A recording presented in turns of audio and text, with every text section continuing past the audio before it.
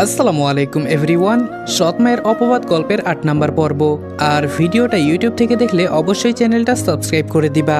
আর যদি Facebook page থেকে দেখো তাহলে পেজটা অবশ্যই ফলো করে দিবা। আমাদের পেজের নাম রেদওয়ান অলওয়েজ অন ফায়ার। পেজের লিঙ্ক পিন কমেন্টে দেওয়া আছে। তো চলো বেশি কথা না বলে গল্প শুরু করা যাক। হাসপাতালের সামনে অ্যাম্বুলেন্সটা থামতেই কয়েকজন নার্স আর ওয়ার্ড বয় দ্রুত স্ট্রেচার নিয়ে এগিয়ে এলো। রনি প্রায় কাঁদতে কাঁদতে বলল, প্লিজ দ্রুত দেখুন, অনেক রক্ত বের হচ্ছে। ডাক্তাররা দ্রুত নীলাকে স্ট্রেচারে তুলে ভেতরে নিয়ে গেল। রনি আর রাকিবও পেছনে পেছনে দৌড়ে যাচ্ছিল, কিন্তু অপারেশন থিয়েটারের সামনে এসে একজন নার্স ওদের থামিয়ে দিল। নার্স বলল, আপনারা বাহিরে অপেক্ষা করুন আর আপনাদের গার্জিয়ানকে ফোন দিন এখানে আসার জন্য। দরজাটা বন্ধ হয়ে যেতেই চারপাশটা কেমন নিস্তব্ধ হয়ে গেল। রাকিব দেয়ালের সাথে হেলে ধীরে ধীরে ফোন হাতে নিয়ে নীলার পরিবারকে ফোন দিয়ে জানালো নীলার কথা। সেই সাথে বাড়িতে ফোন দিয়ে আমিনা বেগম ও মাহবুব রহমানকে সবকিছু খুলে বলল। রনি কিছু বলতে পারছিল না। ওর শার্টে তখন ওর নীলার রক্ত লেগে আছে, হাত দুটো কাঁপছে, মনে হচ্ছে পুরো পৃথিবীটা ওর চোখের সামনে ঝাপসা হয়ে গেছে। হঠাৎ রনি দেয়ালে জোরে ঘুষি মারল আর বলল, সব দোষ আমার। রাকিব চমকে তাকালো। রনি ভাঙা গলায় বলল, আজকে যদি আমি ওকে বলতে না যেতাম, যদি ও আমাকে বাঁচাতে না আসতো, তাহলে আজকে এই অবস্থা হতো না। রাকিব উঠে এসে শক্ত করে রনির কাঁধ ধরে বলল, চুপ কর, একদম চুপ, এটা তোর দোষ না। রনি কাপা গলায় বলল, আমার জন্যই এমন হয়েছে। রাকিব বলল, আমি বলেছি এটা তোর দোষ না। দুজনেই থেমে গেল। কয়েক সেকেন্ড শুধু নিঃশ্বাসের শব্দ শোনা গেল করিডোরে। তারপর রনি ধীরে ধীরে মাথা নিচু করে বলল, আজকে যদি নীলার কিছু হয়ে যায়, আমি নিজেকে কোনোদিন ক্ষমা করতে পারবো না রে রাকিব। অপারেশন থিয়েটারের লাল বাতিটা এখনো জ্বলছে। করিডোর জুড়ে চাপা নীরবতা, শুধু মাঝে মাঝে নার্সদের দ্রুত হেঁটে যাওয়ার শব্দ শোনা যাচ্ছে। রনি মাথা নিচু করে বেঞ্চে বসে আছে, দু হাতে আঙ্গুল শক্ত করে জড়িয়ে রেখেছে, চোখ দুটো লাল হয়ে গেছে কান্নায়। রাকিবও চুপচাপ দাঁড়িয়ে আছে জানালার পাশে। বাহিরে রাত নেমে গেছে। হাসপাতালের সাদা আলোয় সবকিছু আরো বেশি ভয়ঙ্কর লাগছে। ঠিক তখন ওই করিডোরে দ্রুত পায়ের শব্দ হলো। আমার মেয়ে কোথায়? নীলার মা আয়েশা বেগম প্রায় দৌড়ে এসে দাঁড়ালেন। তার পেছন পেছন নীলার বাবা, মুখটা ফ্যাকাশে, চোখে আতঙ্ক। রাকিব দ্রুত এগিয়ে এসে বলল, আন্টি, ডাক্তাররা দেখছেন। আয়েশা বেগম রনির পাশে গিয়ে দাঁড়িয়ে বলল, তুমি তো রনি, তাই না বাবা? আমার মেয়ে তোমাকে অনেক ভালোবাসতো, জানো, বাড়িতে সারাক্ষণ তোমার কথাই বলে। ওই দিন কি বলেছে জানো? বলেছে, মা, আমি আর রনি যখন বড় হব, রনি যখন নিজের পায়ে দাঁড়াবে, তখন আমরা বিয়ে করব। তখন কিন্তু রনির পরিবার নেই, এটা নেই সেটা নেই এই বলে তোমরা কোনো বাধা দিতে পারবা না। ওকে বলো না, ও যা বলবে তাতেই আমি রাজি, তবুও ও যেন আমার কাছে ফিরে আসে। নীলার বাবা রাকিবকে জিজ্ঞেস করলো, এটা কিভাবে হলো? রাকিব কিছু বলার আগেই রনি ধীরে ধীরে উঠে দাঁড়ালো, মাথা নিচু করে বলল, সব আমার জন্য হয়েছে আঙ্কেল। আয়েশা বেগম থমকে গেলেন, তারপর বললেন, কি বলছো বাবা? রনির গলা ভেঙে এলো। রনি বলল, গাড়িটা আমার দিকে আসছিল, নীলা আমাকে সরিয়ে না দিলে আজকে এই অবস্থায় ও না আমি থাকতাম। কথা শেষ হওয়ার আগেই ওর গলা আটকে গেল। কয়েক সেকেন্ড কেউ কিছু বলল না। তারপর নীলার বাবা সাইফুল ইসলাম ধীরে ধীরে রনির সামনে এসে দাঁড়ালেন। সবাই ভেবেছিল হয়তো তিনি রেগে যাবেন, কিন্তু তিনি শুধু কাপা হাতে রনির কাঁধে হাত রেখে বললেন, বাবা, দুর্ঘটনা কারো হাতে থাকে না, তুমি নিজেকে দোষ দিও না। এই কথাটা শুনে রনির চোখ দিয়ে পানি গড়িয়ে পড়ল। কাপা কণ্ঠে জবাব দিল, কিন্তু আঙ্কেল, নীলার কিছু হয়ে গেলে আমি নিজেকে ক্ষমা করতে পারবো না। ঠিক তখনই আবার করিডোরে শব্দ হলো। আমিনা বেগম আর মাহবুব রহমান দ্রুত এসে দাঁড়ালেন। রাকিব, রনি, কি অবস্থা এখন? আমিনা বেগম উদ্বিগ্ন গলায় বললেন। রাকিব আস্তে করে উত্তর দিল, এখনো অপারেশন চলছে আম্মু। আমিনা বেগমের চোখ হঠাৎ রনির দিকে পড়তেই বুকটা মোচড় দিয়ে উঠল। ছেলেটার পুরো চেহারা ভেঙে গেছে। তিনি দ্রুত এগিয়ে এসে বললেন, রনি বাবা। রনি মাথা তুলতেই তিনি ওর গালে হাত রেখে বললেন, এভাবে ভেঙে পড়লে হবে, নিজেকে সামলাও বাবা। রনি কাপা কণ্ঠে বলল, আন্টি, নীলার কিছু হয়ে গেলে আমি বাঁচব না। আমেনা বেগমের চোখ ভিজে উঠল। আল্লাহর উপর ভরসা রাখো, মেয়েটার কিছু হবে না ইনশাআল্লাহ। পাশে দাঁড়িয়ে মাহবুব রহমান সব চুপচাপ শুনছিলেন। তারপর ধীরে ধীরে বললেন, রনি। রনি তাকালো। জীবনে সবকিছু মানুষের হাতে থাকে না, কিন্তু একটা জিনিস সবসময় মনে রাখবি, নিজেকে দোষ দিতে দিতে মানুষ ভেতর থেকে শেষ হয়ে যায়। রনি নিঃশব্দে চোখ নামিয়ে ফেলল। পাভেল রাসেলের সাথে ওদের ডেরায় বসে আছে। রাসেল পাভেলকে জিজ্ঞেস করলো, মেয়েটার কি দোষ ছিল? মেয়েটাকে গাড়ি চাপা দিয়ে মারলি কেন? পাভেল বলল, ওই মেয়েটার কোনো দোষ ছিল না, আমি ওর পাশের ছেলেটাকে মারতে চেয়েছি, মেয়েটা ওকে বাঁচাতে নিজে মরেছে। আমি কি করব? ঘটনা হলো রনিদের কলেজের সামনে রাসেল পাভেল আর ওদের দলবল চাঁদা তুলতে গিয়েছিল। ওদের সাঙ্গপাঙ্গ চাঁদা তুলতে ব্যস্ত থাকলেও রাসেল ও পাভেল গাড়িতে বসেছিল। কথা বলতে বলতে সেখানে রনিকে দেখতে পায় পাভেল। রনিকে দেখেই পাভেল বুঝতে পারে রনি বেশ ভালোই আছে। ওকে এত ভালো থাকতে দেখে পাভেলের মাথায় রক্ত উঠে যায়। রনির জন্য ওকে কত অপমান শুনতে হয়েছে, গ্যারেজে কাজ করতে হয়েছে। রাগে অন্ধ হয়ে পাভেল পাগলের মতো গাড়ি চালিয়ে রনিকে ধাক্কা দিতে যায়, কিন্তু তার আগে রনি নীলাকে ধাক্কা দিয়ে সরিয়ে দেয়। ওদের সাথে ধাক্কা খায় নীলা। পাভেল 10 সেকেন্ডের জন্য সেখানে দাঁড়ায় না, গাড়ি নিয়ে চলে আসে ডেরায়। রাসেল পুরো ঘটনায় হতবাক হয়ে যায়। অপারেশনের কিছুক্ষণ পর ডাক্তাররা নীলাকে আইসিইউতে শিফট করেছিল। মাথার আঘাতটা বেশ গুরুতর ছিল। বাহিরে অপেক্ষা করতে করতে প্রত্যেকটা মিনিট যেন ঘন্টার মতো লাগছিল। রাত তখন প্রায় 12টা। হাসপাতালের করিডোরে চাপা নীরবতা। দূরে কোথাও নার্সদের হাঁটার শব্দ, মাঝে মাঝে মনিটরের বিপ বিপ আওয়াজ। রনি একই জায়গায় বসে আছে অনেকক্ষণ ধরে, চোখ দুটো লাল হয়ে ফুলে গেছে। হাতের আঙ্গুলে এখনো শুকিয়ে যাওয়া রক্ত লেগে আছে। এগুলো নীলার রক্ত। রাকিব পাশে এসে ধীরে ধীরে বলল, একটু পানি খা ভাই, সকাল থেকে কিছু খাসনি। রনি মাথা নাড়িয়ে বলল, আমার কিছু লাগবে না।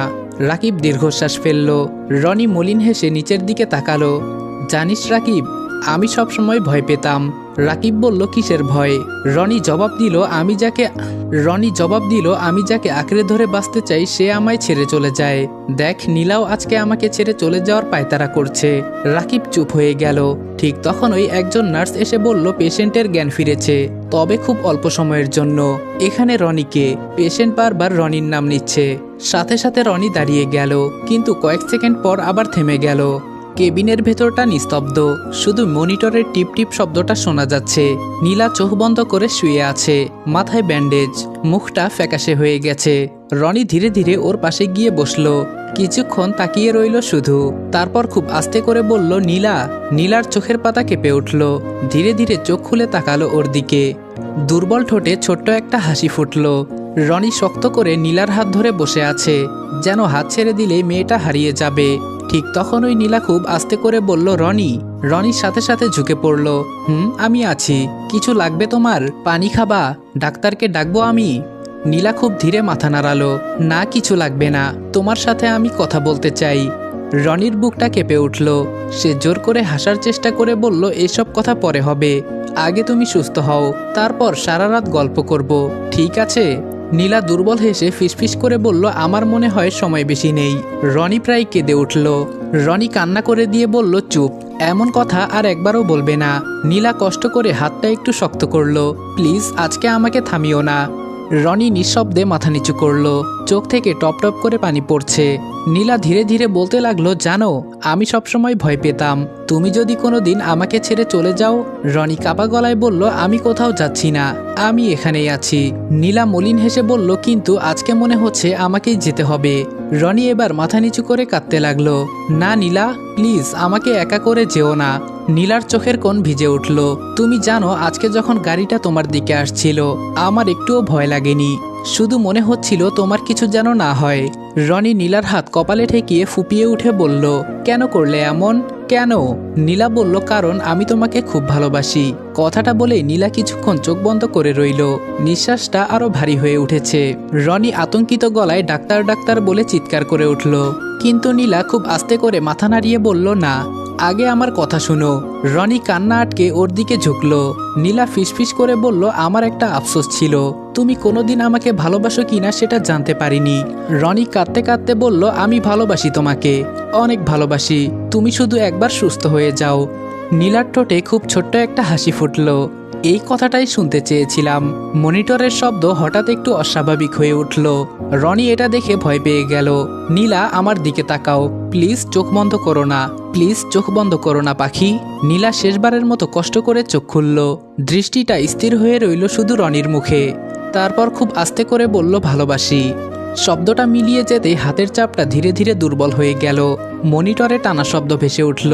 রনির পুরো পৃথিবী যেন সেই মুহূর্তে থেমে গেছে। নীলা, কোনো সাড়া নেই। রনি আবারও ডাকলো, নীলা। কোনো সাড়া না পেয়ে রনি চিৎকার করে উঠল।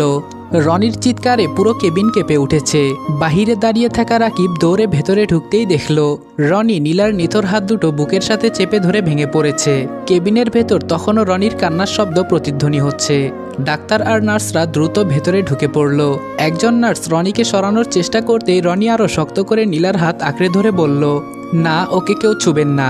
নীলা আমাকে ছেড়ে যেতে পারে না। রাকিব ছুটে এসে রনিকে জড়িয়ে ধরল। নিজের চোখেও তখন পানি। রনি, শান্ত হ। রনি হঠাৎ চিৎকার করে উঠে বলল, কিভাবে শান্ত হব? ও তো একটু আগেও কথা বলছিল, আমাকে ভালোবাসে এটা বলল। তাহলে হঠাৎ কিভাবে আমাকে একা রেখে চলে যেতে পারলো? ভাই, তুই ওকে একবার ফিরে আসতে বল না। আমি যে ওকে ছাড়া বাঁচতে পারবো না। অনেকটা ভালোবাসি ওকে। ও আমাকে এভাবে রেখে চলে গেলে আমি কিভাবে বাঁচবো বল? ডাক্তার আস্তে করে মাথা নিচু করে বলল, উই আর সরি। আমরা চেষ্টা করেছি, কিন্তু অতিরিক্ত রক্তক্ষরণ আর মাথার আঘাতের কারণে ওকে বাঁচানো সম্ভব হয়নি। কথাটা শুনে বাহিরে দাঁড়িয়ে থাকা আয়েশা বেগম হাউমাউ করে কেঁদে উঠলেন। আমার মেয়েটা। সাইফুল ইসলাম স্তব্ধ হয়ে দেয়ালে হেলে দাঁড়িয়ে রইলেন। চোখ থেকে শুধু নীরবে পানি গড়িয়ে পড়ছে। আমেনা বেগম নিজের মুখে হাত চেপে কান্না আটকানোর চেষ্টা করছেন। মাহবুব রহমান গভীর দৃষ্টিতে রনির দিকে তাকিয়ে আছেন। রনি তখনও যেন বিশ্বাস করতে পারছে না। সে ধীরে ধীরে নীলার কপালে হাত রাখল। নীলার কপাল ঠান্ডা, একদম ঠান্ডা। রনির বুকের ভেতরটা হঠাৎ ফাঁকা হয়ে গেল। নীলা, ওঠো না। দেখো, আমিও তোমাকে অনেক ভালোবাসি। তুমি তো এই কথাটা শুনতে চেয়েছিলে, তাই না? এখন উঠে বলো না কিছু। কিন্তু কোনো উত্তর নেই। মনিটরের টানা শব্দটা প্রমাণ দিচ্ছে সবকিছুই শেষ। রাকিব আর সহ্য করতে না পেরে মুখ ফিরিয়ে বাহিরে চলে গেল। করিডোরে দাঁড়িয়ে দেয়ালে ঘুষি মারল সে। তার চোখেও তখন অসহায় জল। হাসপাতালের করিডোর জুড়ে তখন শুধু কান্নার শব্দ। সাদা কাপড়ে ঢেকে রাখা নীলার নিথর দেহটা ধীরে ধীরে কেবিন থেকে বের করে আনা হলো। আয়েশা বেগম মেয়ের মুখের ওপর ঝাঁপিয়ে পড়ে কাঁদতে কাঁদতে বললেন, নীলামা, একবার চোখ খোল। দেখ, তোর মা এসেছে। নার্সরা কষ্ট করে তাকে সরানোর চেষ্টা করছে, কিন্তু একজন মায়ের বুক ফাটা কান্না থামানোর ক্ষমতা যেন কারো নেই। সাইফুল ইসলাম নিঃশব্দে দাঁড়িয়েছিলেন। চোখের পানি মুছতেও ভুলে গেছেন। শুধু ফ্যালফ্যাল করে মেয়ের নিথর মুখটার দিকে তাকিয়ে আছেন। রনি কয়েক কদম দূরে দাঁড়িয়ে। মনে হচ্ছে ওর পুরো পৃথিবী পাথর হয়ে গেছে। চোখ দুটো স্থির শুধু নীলার মুখে। এই মুখটাই তো একটু আগেও হাসছিল। এই ঠোঁটই তো একটু আগে বলেছিল ভালোবাসি। তাহলে এখন এত চুপ কেন? রনি ধীরে ধীরে সামনে এগিয়ে এলো। কাপা হাতে সাদা কাপড়টা একটু সরিয়ে নীলার মুখটা দেখল। একদম শান্ত, মনে হচ্ছে ঘুমিয়ে আছে। রনির ঠোঁট কেঁপে উঠল। নীলা, ওঠো না প্লিজ। সবাইকে বলো এটা মিথ্যে। কিন্তু কোনো উত্তর নেই। রনি হাঁটু গেড়ে বসে পড়ল।